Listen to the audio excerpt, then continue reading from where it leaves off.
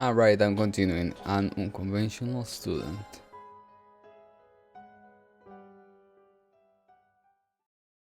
April year one. That year. That's the year that they mentioned, right? Aramis Academy is a famous educational institution in the Calvarian capital of Edith. The name derives from an artist central to Calvar democratic revolution 100 years ago.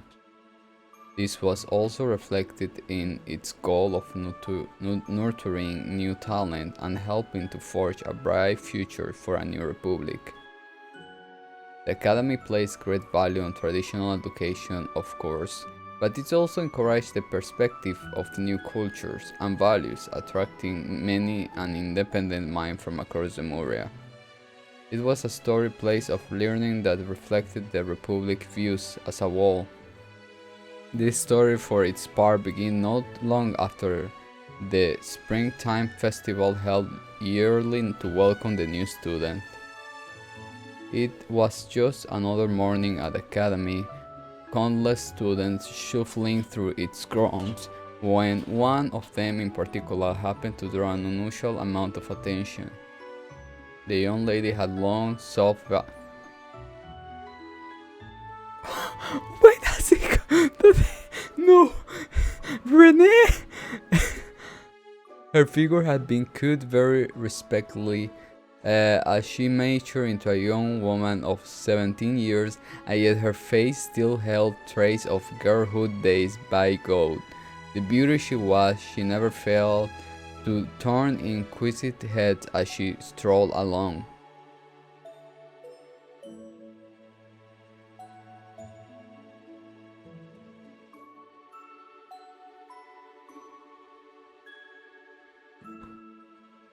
Her name was Renee Bryant. She shook Queen iconic everywhere Temura. Oh my god.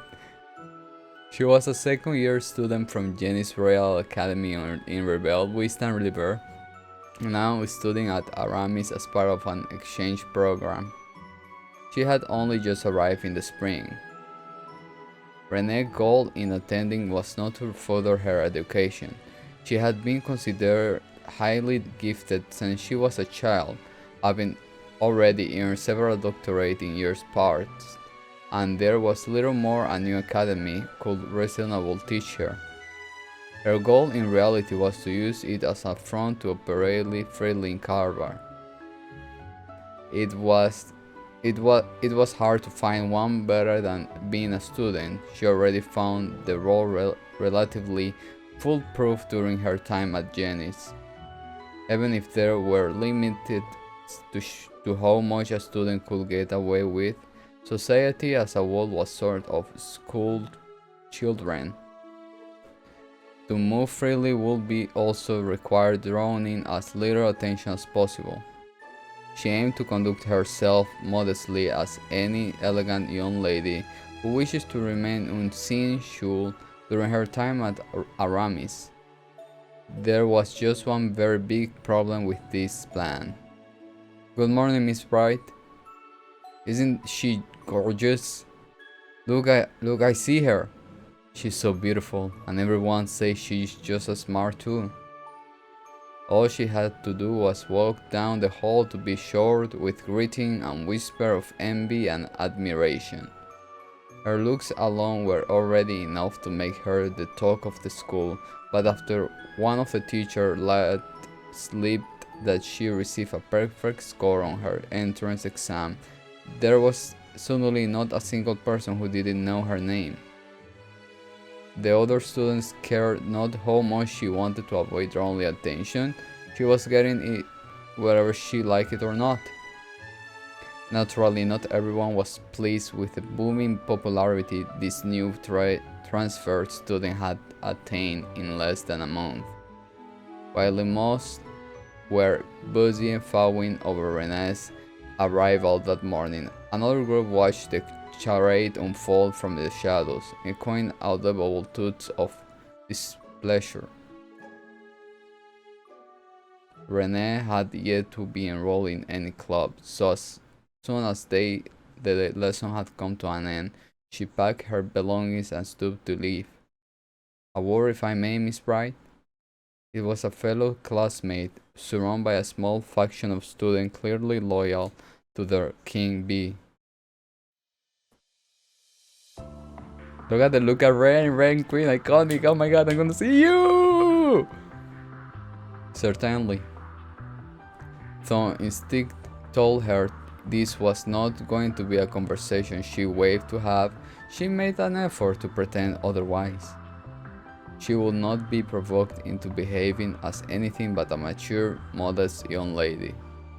I've been wanting to get to know you better for some time now, you see, so I was wondering if you may join me for dinner this evening. The boy, Ronald Griffith, presented a gentlemanly smile. Renee was very much used to being asked out like this, and never once did she accept. She always made up some excuses to turn them down. Today would be no different. I'm very sorry, but I'm afraid I have something urgent to take care of after school today. Some other time, perhaps. This was usually enough to get them to give up, but Ronald was a persistent one. Well, that won't do. I have something very important to discuss with you, and I have already booked us a table at a very fine restaurant, so we could discuss in details. Is there really no way your business can wait? There was something ominous about his smile, when I couldn't help but be curious what he was thinking. I'm afraid it can't. I'm so sorry after you have gone out of your way to prepare ahead of time. Still, I could spare a little time now, so I'd be happy to talk here, if that's all right. So, not tonight then. A pity. Ronald's tone read one less of genuine sadness and more irrational irritation that things were not going according to plan. Well aware that he let slip his true feelings on the matter, he quickly composed himself and smiled. Now it's better than ever, I suppose. This does concern everyone in the room, so perhaps it's all for the better stay here. To this, Renee gazed around the room, noticing that only she, Ronald, and his lackeys were all who remained. Most were likely on their way home or in their respective clubs, while some would have ordinarily been in the class at this hour. She was certainly not wanted anything to do with Ronald and his group. He took a step toward her, then began to speak. I'm well aware, Miss Bright, that you have come all the way from distant Liber to be here. It's not unusual for students to transfer from afar for family reasons. But I hear in your case you came to Calvary just to learn in these hallowed halls. I cannot help but deeply admire your spirit and thirst for knowledge. Pure theatric this one.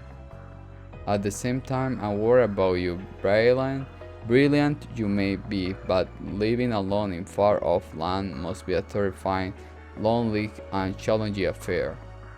Well, all need someone to depend in our lives, and that will be especially so in your situation. So if you don't mind me saying so, Miss Bright, I believe you are in need of someone to look after you, to protect you. Protect Ren. At least he shut up, giving Renee a chance to respond. She scrutinized him closely. In short, you'd like for me to join your circle of friends, correct? Ronald's smarmy smile broadened. His father was senator in Republic's parliament, meaning he held a significant amount of political power. His son used this to his full advantage ever since joining the academy. Ronald had used his father's name to form a faction of sorts among the students, formidable, building his reputation until he was the leading candidate for student council president in the election stage in half a month's time. His goal, Rene assumed was to bring the hottest talk of the academy into his faction to further secure his chance of victory. I think you'll find that joining us will help you feel much more secure and at home here. Or perhaps you don't yet appreciate just how much of a difference having someone like me backing you will make on the life of an exchange student. True, she mused inwardly. Being in a group of high social standing will make it easier for her to gather information. If she could leverage his father's connections to build more of her own, that would pay itself in dividends in the days to come. The Pompon's boy had no way of knowing the actual circumstance that brought her to Aramis, but his proposal was in fact very beneficial to her. She returned his smile, a modest one of her own, and she answered, "You are kind to think so much of me, but I'm afraid I will have to decline." Clear, unavoidable rejection. Ronald's lips were still curled into a smile, but he could not hide the twitch in his brow, nor could his leg kiss hide their shock. He had by all accounts expected her to answer the opposite. "Are you sure you won't reconsider, Miss Bright? Surely someone as brilliant as yourself can see why accepting my offer will be in your best interest. I fear if you don't know, you may well come to regret it." The last words were a hair slower and deliberate to intimidate her. Intimidate Rene? Is he dumb? Rene, of course, was never going to fall for it. "I will admit it is a tempting proposal, tempting enough to inspire one to consider helping a certain someone with the student council election. If only that someone weren't you." "What did you say?" The sudden thought caught him completely off guard, resulting in a flutter of irritation escaping him. Renee, for her part, was unruffled by the change. "I imagine you don't need me to explain why, but I will to be sure. I've been very aware that the threatening glares I always attract on the way to school every morning have been coming from all of you. They've been a constant in my life ever since just before the festival." All were flabbergasted by the statement, their silence confirming what she said to be true. She continued, "Now you have every right to regard me with caution. I'm well aware how much I stand out despite my best efforts. Taking potential threats under your own wings is a strategically sound move, too. However, that your target was so easily able to see through your scheme shows everyone here just how intent you really are. I have better things to do than assist someone so incompetent and small-minded. You go, girl, queen, iconic mother." With a shrug and sigh in a somewhat dramatic fashion, Renee stood before Ronald, his shoulders trembling from rage. "Good day to you all." Renee gave a courteous nod of acknowledgement before leaving the room, paying no mind to the wide eyes and open slack jaws she left behind. Queen, Renee, yes, guy. So Agatha ended up getting pretty beat up from one of the mom's crazy jobs she threw at him. Up! We did get some good data out of it, but ouch. Your mom is always so funny. That night in their dormitory, Renee and Tira were engrossed in deep conversation through their laptops. For a moment I thought they were there.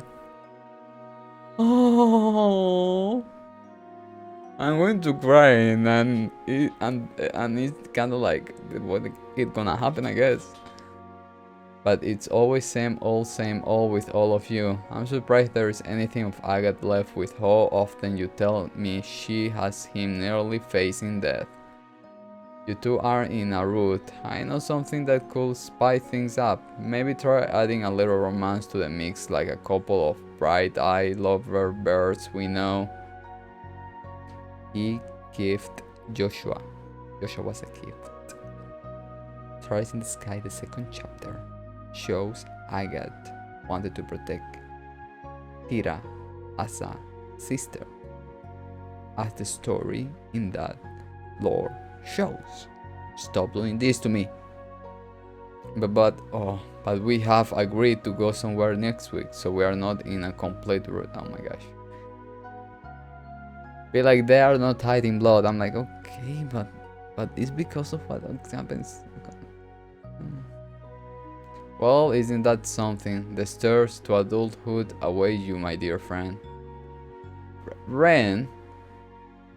Tira graduated from the branch campus in Arabonia just as Renee left for Calvar, leaving them no time to spend with one another in person. That wasn't ideal, of course, but from hint of sadness came the habit of talking like this once a week, so they could stay in each other's lives. They discussed anything from their new lives and environments to the fruits to their research, occasionally stumbling into a serious topical matters or two along the way. It sounds like a legal confrontation between the Bear Company and Epstein Foundation is inevitable at this point. I know, I can't believe this is really happening. Both Forward and their screen, a recent development concerning the Calvarian industry, Giant Verne Company, had become a key source of concern for them of late.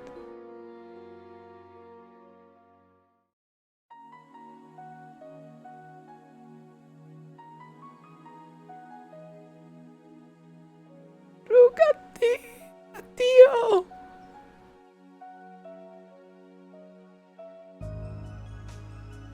Verne Industrial Company. It began soon after Crossbar returned to normalcy after the Supreme Leaders take over the previous year. Professor Erica Russell approached the Verne Company to propose that they join the West Lemuria Tech Union that she had been hard at work forming, and to no one's surprise they refused. But before Erica and the rest of the engineers involved could even finish getting ready to go and change Verne's mind, something happened to make the union the least of anyone's priorities: the independent development of a new generation of orbits, and their generation's long partner in this subset of technology, the Epstein Foundation, will not be a collaboration. The latter had been key support of Zemura's orbit development and orbital technology in general since their very inception. Bara orbits were no exception to this. The Foundation had known their way around them since the very first model, drafting the incredible concept that had been used as a base ever since. Even the Rainford Company before the Battle of Jormungand had not thought to develop their Arcus model on their own, instead favoring the development them in partnership with the storied institution. The announcement was quite simple, unprecedented, and it sent shockwave through the industry. The Epstein Foundation was also less than pleased about being cast aside in this manner.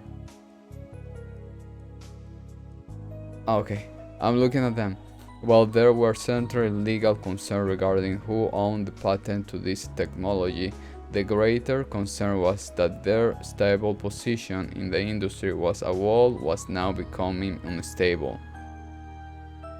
They initially responded by attempting to resolve this through peaceful means, but when those attempts proved fruitless, it was reported that they were preparing for what could only be an ugly international legal dispute. I say Verne has the upper hand if these ever make it to court. Unlike their previous Ramda orbits, this 6th generation is designed to set a whole new standard. All of its main features are packed with new tech, with some new features still being kept under wraps.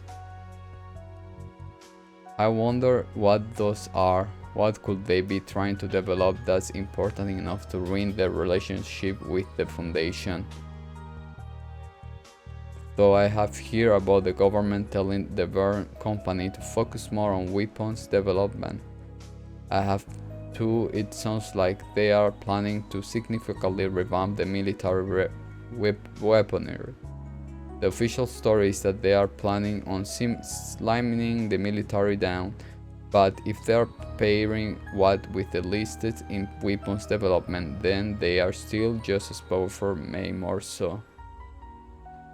As part of the war's ceasefire agreement, Arbonia was required to downsize this military, bring it more in line with that of Calvert's. Yet, if the Republic were to expand the capabilities of its military, this recently forced equilibrium in superpowers could quickly broke. Whatever may be true, I have got a lot of questions I need answer to. Maybe it would be worth visiting the Verne Company headquarters in Basel at some point. You haven't learned anything more about where Professor Hamilton is at the moment, right? Nothing new or concrete, at least. Sounds like she's continuing her research eastward, but I haven't heard anything more specific than that. Mom and Grandpa haven't had any luck in contacting her either. I'm not surprised since that area isn't very well connected, but is still unfortunate. She's a lot more personable than Professor Schmidt, so having her on our side will help a lot. Tira could only laugh. Yeah, there's a lot of worrying stories going around now about PMCs and stuff like that. It makes me wonder if none of this would even be happening if she was still acting as an advisor for the Verne Company. The deeper into the conversation they went, the more Tira could feel her spirit sinking. The political climate in Western Zemuria was unusually stable at the moment, with its nation basking in prosperity. But she could not shake off the feeling that this space was built over rotting wood and that it could all come crashing down with but the slightest provocation. This was becoming especially true in the tech war, as it had undergone rapid growth in recent years compared to other fields. So rapid in fact that no base could possibly sustain its sudden weight without cracks beginning to form. Try not to dwell too much on the worst case scenario, Tira. This piece may rest on a knife's edge, but there's still plenty we can do to preserve it. That's why I'm here right now, and that's also why you're working so hard too. We could find a million problems in the world if we want, but pessimism isn't going to make them go away, right? The words filled Tira with the right amount of comfort she needed in the precise moment. Yeah, I guess you're right. Thanks, Ren.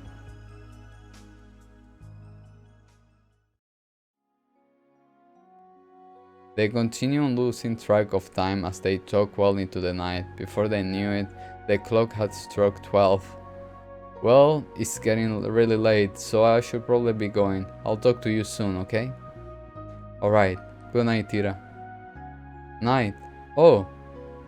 Tira soon remembered something. The explanation stopped Ren just as she was about to end the call. Estelle and Joshua told me to ask if you're doing okay. Those two always worrying too much. You think I wasn't talking to them too?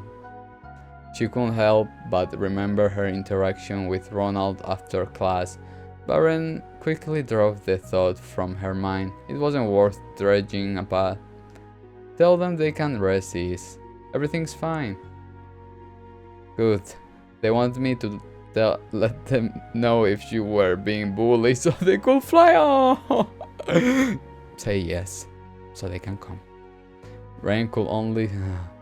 Honestly, do they think I can keep myself safe from a few scholars from bullies? Actually, they say they were more worried about what you have to do to them.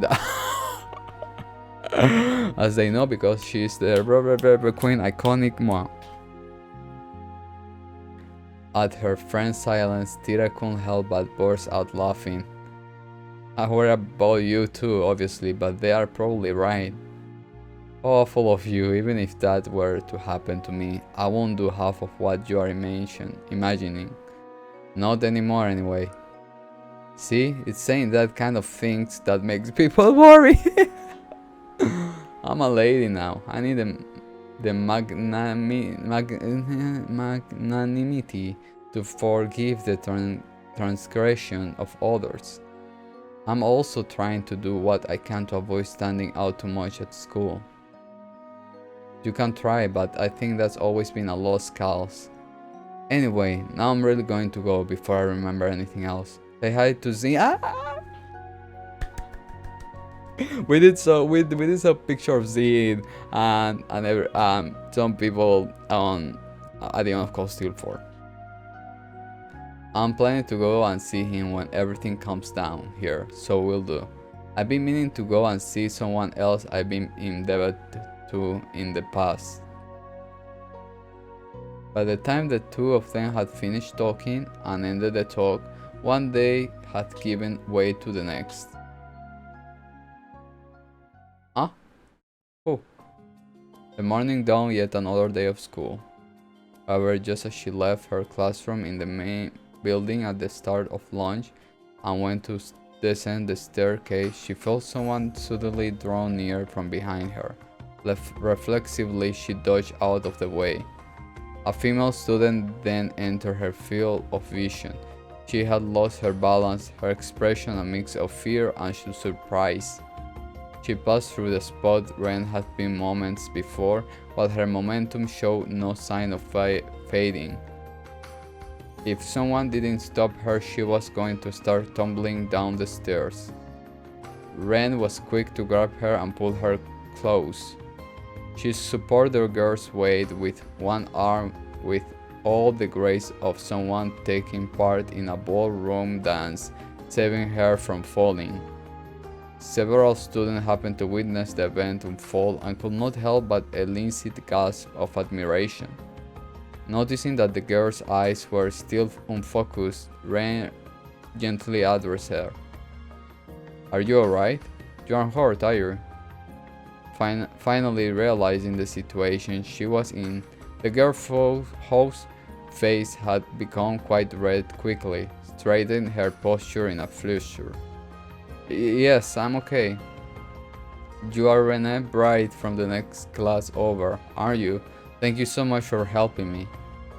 "You are very welcome. But I will have to caution you from losing your composure like that right next to a staircase.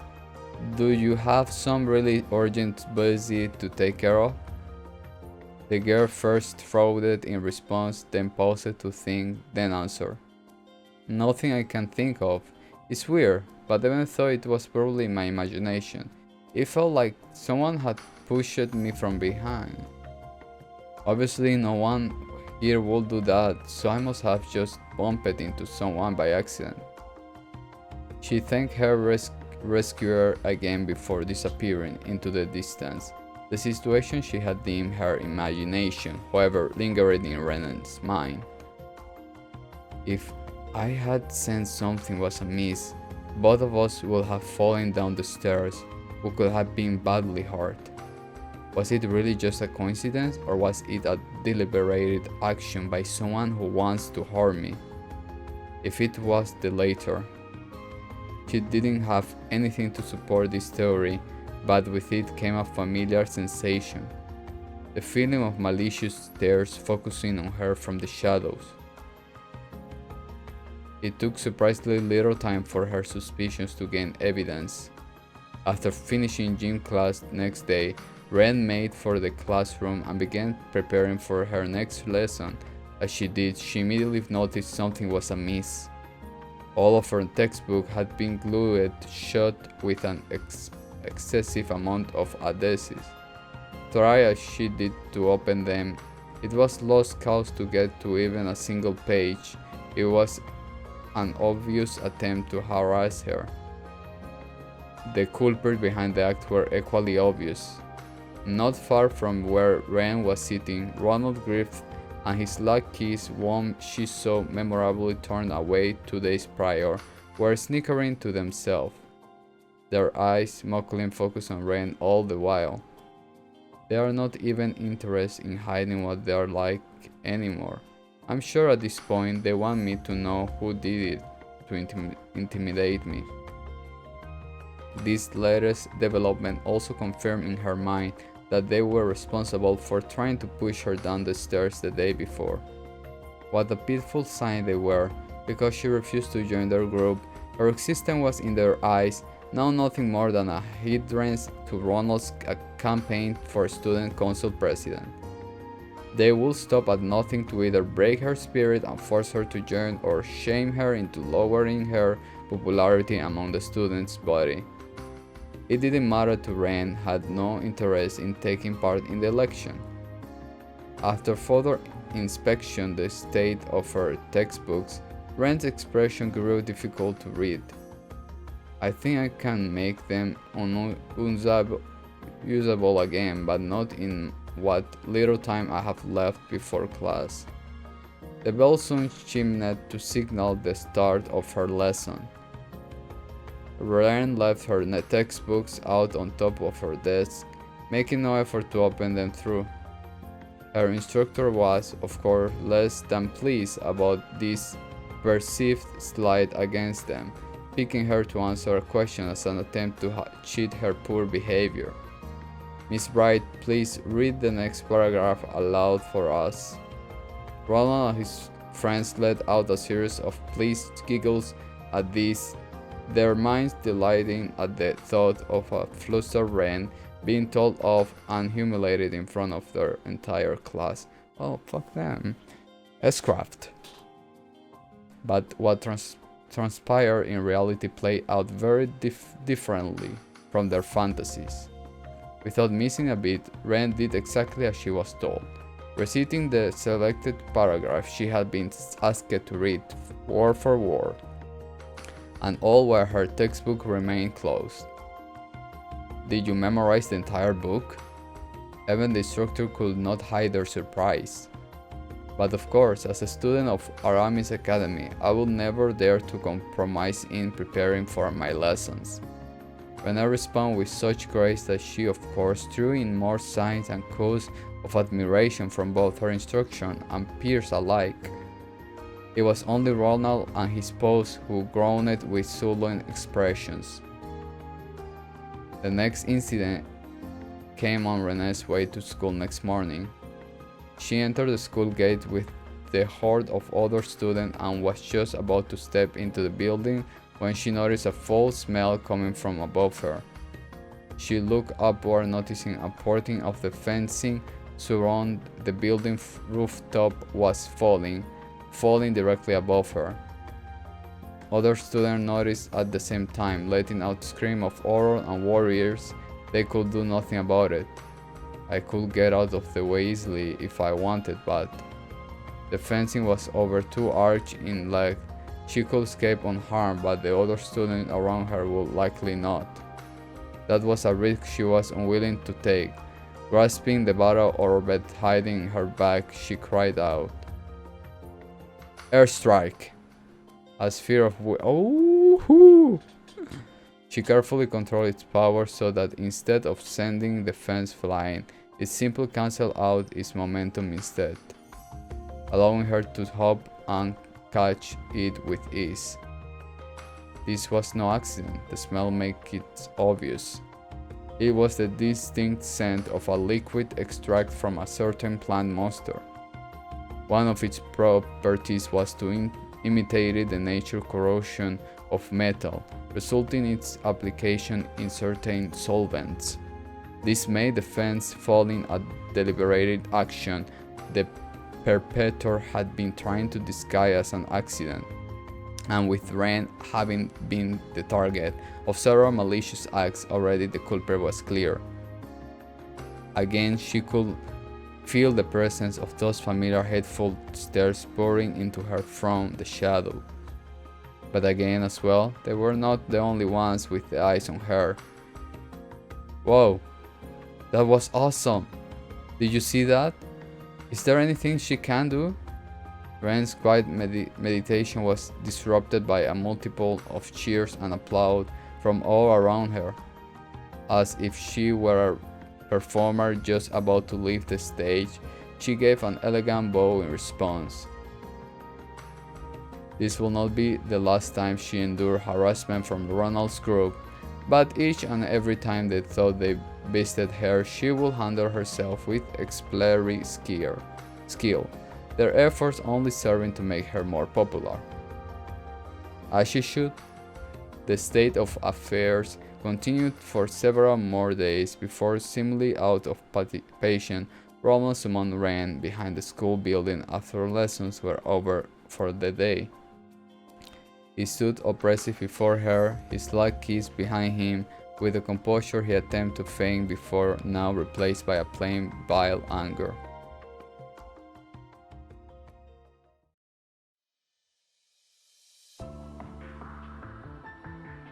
Let me give it to you straight, Ren Bright. You are an eyesore. Even that gentle manly air he impersonated before was gone. Really? Well, that's not a very polite thing to say to a classmate. Don't try to act cute and innocent. I put too much damn time and mirror into building my position up at this academy, but who's always the center of attention instead? It's you. It's always you. It's like you are deliberating, trying to sabotage my chance of success, and that's the last thing I can afford right now. The more livid Ronald became, the more unruffled Renee was in turn. You're only sabotaging yourself by setting me up to succeed over and over again. You are aware of that, aren't you? Had she not been forced to defend herself against him over and over again, she would not have received nearly as much attention. This being pointed out caused Ronald to return an audible toot of frustration. Who cares about how it happens? The point is, this has gone on long enough, so I'm going to have to ask you to step off the stage for a while. What do you mean? Roland seemed to present some of his initial cool from when they first talked as he answered. Oh, I mean, something very simple. You just won't come to school until the election is over. And if I refuse? He raised a hand, and in response his light kiss stepped forward to surround her. The boys were unusually well built for their age, showing off their hulking forms in what the fuck?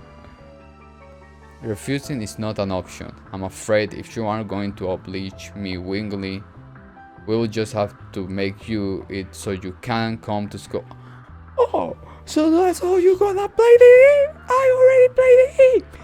If she needs to use potion, is she going to use potion? To die. His light kiss cracked their knuckles dramatically to clarify their leader's intent. Well, that's not good. I think we both know that would constitution a grave violation of the school rules. Something about her inflection caused him to mistake her commentary as showing a hint of fear, further fueling their desire to dominate the situation. No one's watching a place like this, and even if someone did happen to see my father is a politician, he can make it go away. If they don't willingly choose to ignore what they saw in deference to my position, that is, everyone at this academy seems to already know their place, you see. Everyone except you. His smile then was so unpleasant that a sound escaped Renee. Oh, I think you're the one who doesn't know your place. I don't want to be rough with him after what Tira said, but he needs to be taught a good, hard lesson. Ronald continued on, obvious to what was running through his apparent victim's mind. Now do I say, his lucky drew closer, reading into Zay's hair. I'll keep it mild, but I still want this to hurt for them. Just enough to to set them on the right track. I don't think Estelle or Joshua will object that. But just as she was about to act, "Stop this at once." A girl shot could be heard from the direction of the school building. She was, of course, not shooting at Renee. "And who are you?" Ronald was visibly irritated, though the girl appeared to be visibly nervous. She continued to stand her ground.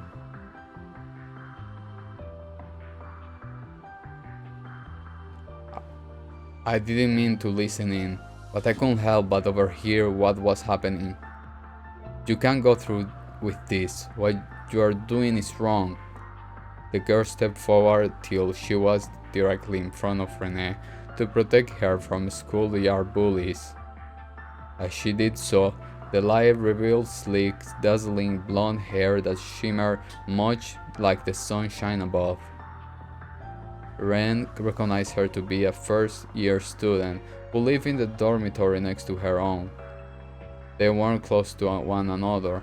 At most, they only exchanged polite greetings with one another as they passed each other in the hall. She always seemed like a quiet, polite young woman with a good upbringing, however, not the type whose eyes would glow with resolve as she put her well-being on the line for someone else. Renee was surprised by this, as was Ronald. Though he was less than impressed, he never fathomed that another student would dare to resist him. One thing he did sense was that her resistance was little more than a brave front. With excitement at the thought of stripping that front bare, he grew a sadistic smile and addressed her. "Is it now? Well, oh fortune for me that I have you to show me the error of my ways." "Ren can wait. You are first year, I assume." "I'm going to need to give you a lesson on just how right and wrong works in our society." Upon his signal, his lock key shifted to surrender their new target over Ren. She began to tremble and danger closed in on her, but still she did not move. "Don't you dare." This time it was Ren who spoke. "I will give you what you want, so don't you dare touch her." But, you sure about that?" She wasn't planning on that response, but Ronald was more than happy to have his win in any form. "I will stay away from school for a while. That's what you want, right? But then the experience of studying abroad was being rather tiring for me, so maybe I do need some rest." Ren's voice was gentle in an attempt to assuage the kind girl's concern. Ronald, meanwhile, made no attempt to hide the joy he felt at victory, laughing heartily with all the glee of a spoiled kid. "Good, now everyone knows their place here. I see no reason to harm either of you now. I got what I want. Consider yourself lucky now that I have decided not to let you go." Ronald turned away and made to leave, his luckies following suit. "Good day to you then. When we next meet, this school will be all mine." And then he was gone. With only the girls left behind the school building, the younger of the two looked up at her senior, concern willing in her expression. "I really am alright. You are very kind to worry." Ren's smile was one of a genuine kindness. From then on, Renee did indeed stop coming to school, citing illness as the obvious reason behind her absence. The students then gathered in the academy's auditory several days later for the long-awaited student council election. Aramis Academy, as a whole, placed great importance on the autonomy of its students, and as such the student council exercised an unusual amount of power. It also weighed upon them a massive amount of responsibility, such as being the sole planner for the Academy's festival, a symbol and celebration of spring in the capital. This, however, also led to the position being a major status symbol even long after graduation. All of this was why a large number of students put their names forward to become the student council president every year. Yet this year, a great majority of the most promising candidates dropped out under mysterious circumstances, leaving only Ronald and others associated with him on the ballot. I couldn't exactly boast about winning by default. Ronald and his supporters sat in the rest area, chuckling among themselves at the whole affair. Perhaps his name wasn't the only one on the ballot, but none of the others had done any certifiable campaign, meaning his election was positively assured. Eventually, the time came for him to give his speech. It was a compelling one. He played the part of a respectable young gentleman as he delivered it, speaking with that same silver tongue he inherited well from his father. There were some moments where he failed to hide his arrogance, but as no one else had prepared a speech to give, this was not the blow to his campaign it otherwise would have been. Now, if you could turn your eyes to the screen he spoke of was at the back of the auditorium. This was a rather notable feature to have in a school building, to have anywhere, and was installed several years prior for use in lecture to display recreation films. Other nations had yet to indulge in such luxuries, showing just how far ahead Calvary was in its technology. Up until then, students had used it to display photographs during their speech, but Ronald intended to take it another step further. He wanted to share a promotional video, and not a simple makeshift, self-produced one that made ordinary be present by an amateur, but rather a professional work he paid a considerable amount of money for. Its quality was genuinely impressive. His victory was written in stone, but this, he knew, would cement it that much more. Convincing this would serve as the perfect beginning to his ascension to the top of the society hierarchies, he started the video. The musical number it played was rousing, fitting. What followed then was Ronald appearing on screen. "So much, Mira, do you want for supporting me? I can make it worth your while." What? The video playing before them was not the one he intended. Rather than an inspiration show of what he could bring to the student body, it was a recording of him buying off one of his opponents just days before.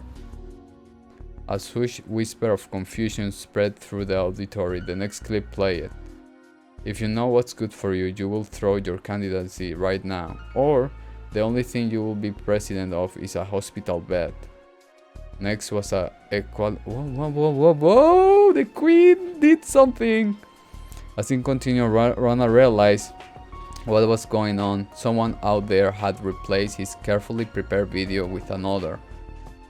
The initially hesitant whisper exploded into loud enough murmurs that he had to raise his voice over them in his attempt to quell the situation. "This is all forged. Someone is attempting to frame me." But just at that moment, as if waiting for his cries of denial, a girl's voice resounded from the auditorium's entrance. "I'm afraid it's all entirely genuine." Her voice rang out with wonderful clarity, charming all who hear it. She ran her hand through her violet. Oh!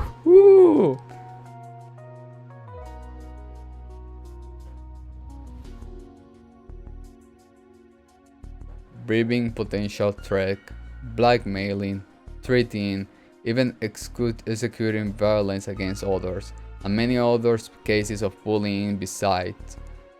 "You are guilty on every single count, Ronald Griffith." Before anyone could fully understand what was happening, the student was on stage and staring Ronald down. All eyes were fixed upon this elegant figure.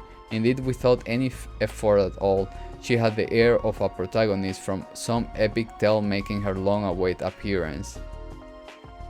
Damn it, Renee Bright, must you insist on getting in my way at every turn? He growled through a sheet of sheer anger. In contrast, the recently absent Renee responded with brilliant composure. You are the one getting in the way of the fair running of this important election. Your countless crimes had made a mockery of the whole process. Ren then turned from Ronald to the rest of the student body as she continued to list his crimes alongside the still running video. Some eliciting throws, other sympathies, other complete silence, but by the time she was finished, all were united in a single overpowering emotion: anger. It brings me no joy to say this about a fellow student, but I'm afraid it must be said. Ronald Griffith, you do not deserve to even attend this prestigious academy, much less to be president of its student council. Similar censure from other students followed in rapid succession. Yeah, she's right. Iconic. Stop running our academy. You have gone too far.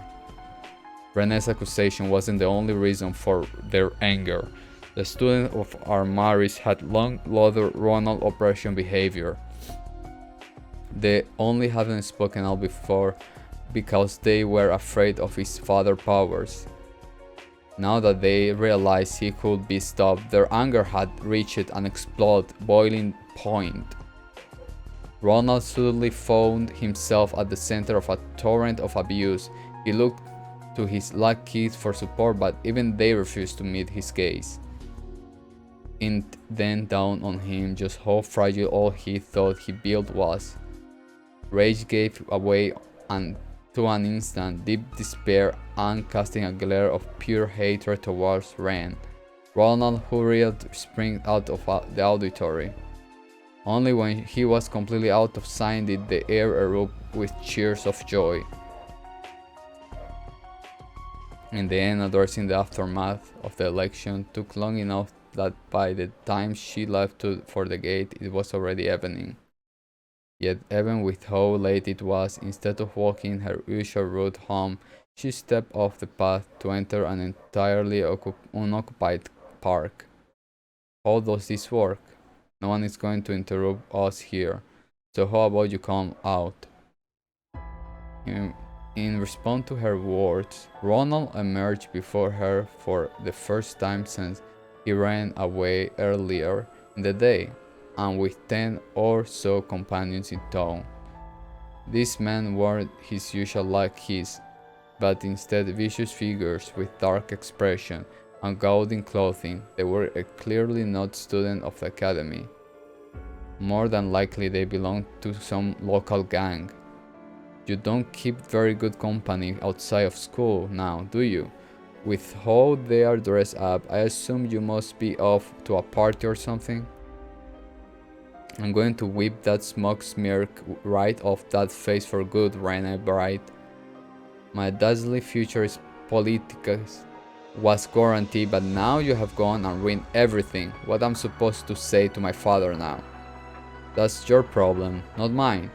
Or are you so small a man that you can't own up to the consequences of your own mistakes? Not a second passed between his outburst and the manner in which she snapped back, causing his temper to grow twice as vile. That's it. I don't care what it takes. You're going to pay for thinking you could cross me and get away with it. Have at her. There won't be any consequences for going too far. My father will see that to that. The men sprung into motion upon Renee's signal, but what followed made them double their eyes. Oh, iconic! Ronald could not understand what just unfolded before him. His eye relayed the information well enough, but his mind rejected it completely. The second after he ordered his new lackeys to attack Ren, Ren had produced a mostly-sized black and gold snake thin air. Thin and itself was beyond compression, but it wasn't the last thing to be seen. The scent was like cat throwing with a powerless corner mouse, except in this shocking case, Ren was the cat and his men were the mice. They surrounded her at first, and yet all it took was a single swing of her conjured weapon to cause most of them to collapse on the ground. In less than 10 seconds, their confidence had crumbled with their bodies. The mice made to scurry as fast as they could, moments where she let a few think they had gotten away, only for her to immediately close the gap between them. It was only after she was bored that she would knock them unconscious like the rest. Then she would seek daylight in her next hunt. Lucky heavy sacks of potatoes, the men went one by one until only Ren and Ronald were left. This can't be happening. The young man was still struggling to come to terms with what he just witnessed as Ren stretched her limbs like a bored child still gearing up to play. Amateurs, every last one of them. I thought I could at least have a little fun. Oh, but don't worry, I didn't actually slaughter them. She turned her gaze from the spectacle of her own creation to Ronald. Would you be open to giving me a little more entertainment, perhaps, Ronald? Ronald twitched in fear at the mention of his name. In this moment, she was now nothing more than a beast in his human skin. Stay away from me. My father is a paroling, you know. Try anything on me and you will regret it.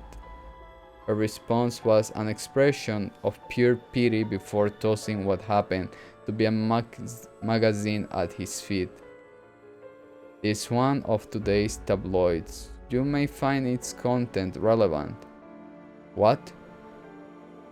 At first he was baffled by this shift, but the second he peeked at the cover, his face went pale.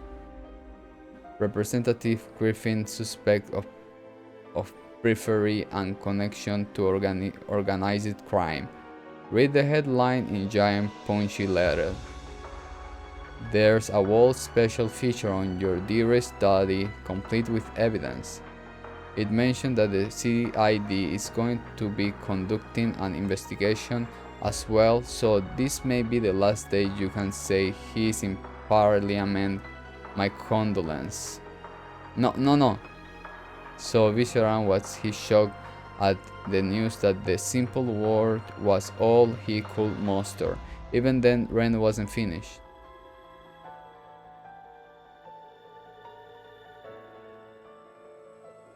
So now that he's been removed from the equation, I'll ask again.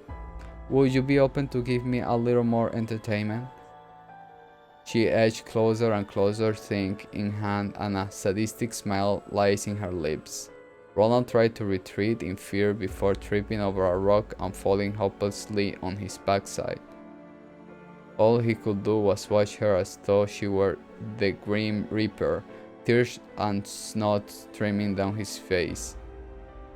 Be a doll and play with me? Then you will understand why they used to call me. She raised her seat above her head and readied to swim downward before realizing what she'd said. Oh. Oops, a grown woman would play with dolls. Thought, would she? And here I thought I could better control my childish glee. She covered her mouth with her free hand, blushing with feminine modesty, and her slip up, none of his behavior befitting the proper lady she wanted to reflect.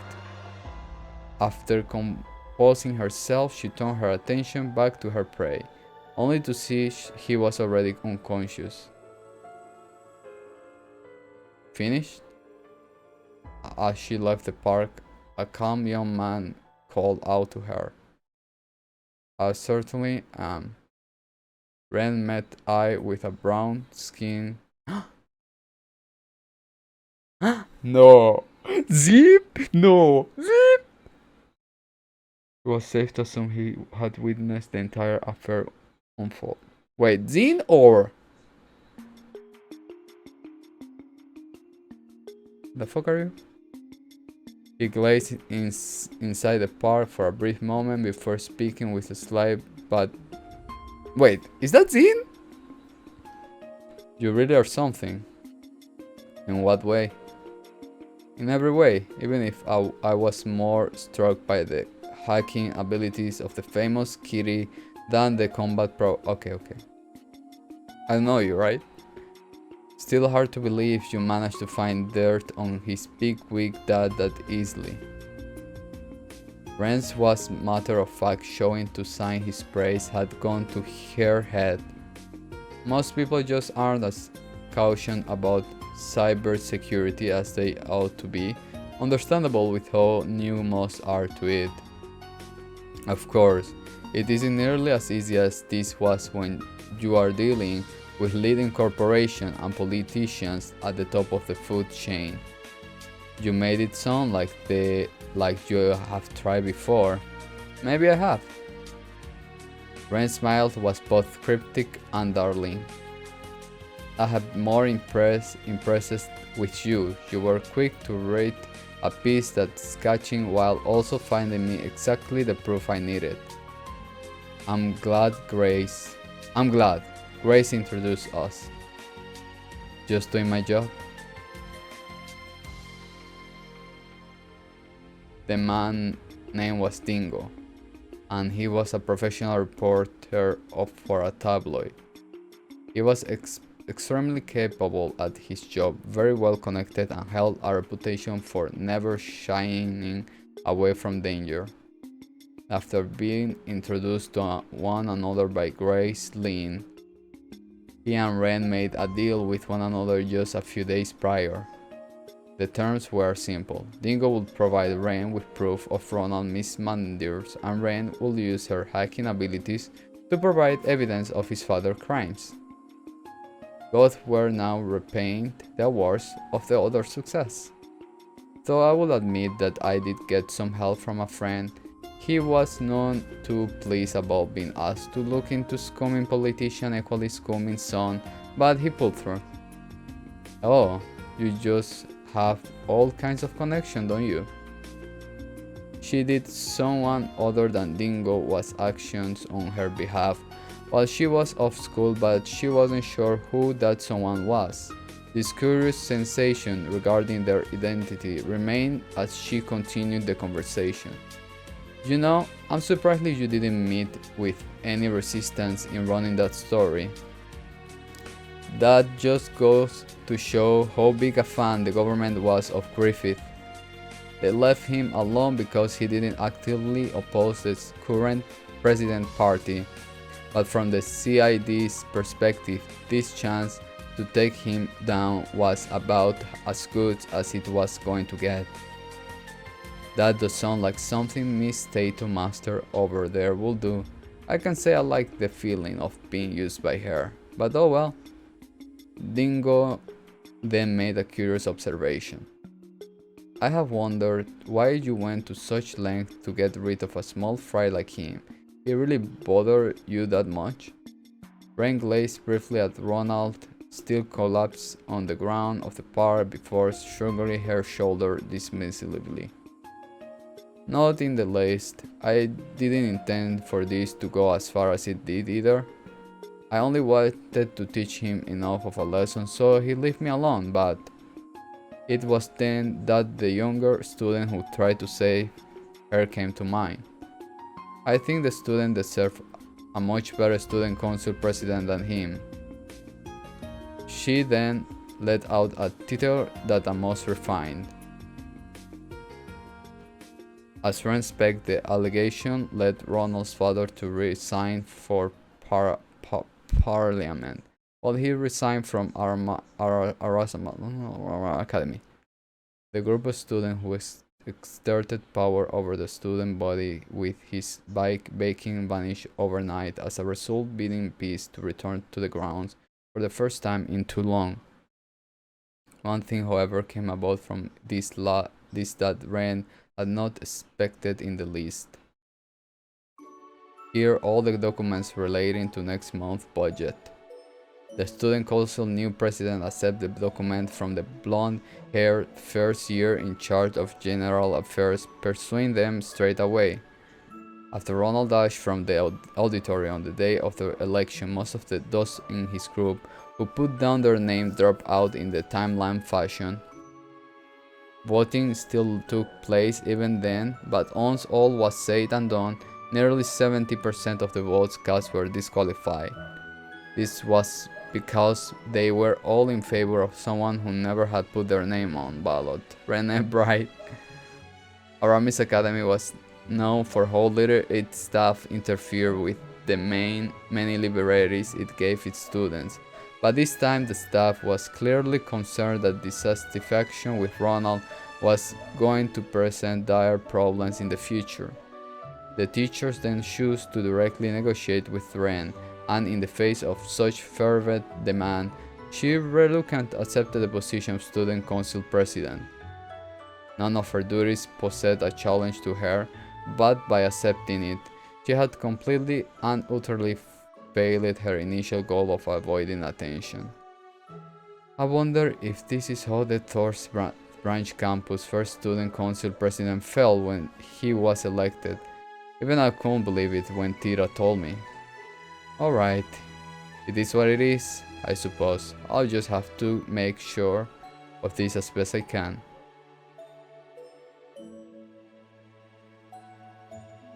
Sunlight beamed into the student council room. The blonde-haired girl and two of her friends struggled with the new workload. They were adjusted. As Ren sat there, ears open to random talk and the occasional grumble at thought crossed her mind. She had no end of real-world worries, the problems arising from rapid technological development, the society's next move, the ominous winds of change blustering over Calvar. But despite all those, she wanted to enjoy her simple time here while she could. What say we get this work done so we can celebrate with a tea party, The arrival of spring was now a distant memory. Even if summer had yet to come, there was nothing particularly spectacular about this time. It was just another ordinary, beautiful, bright afternoon.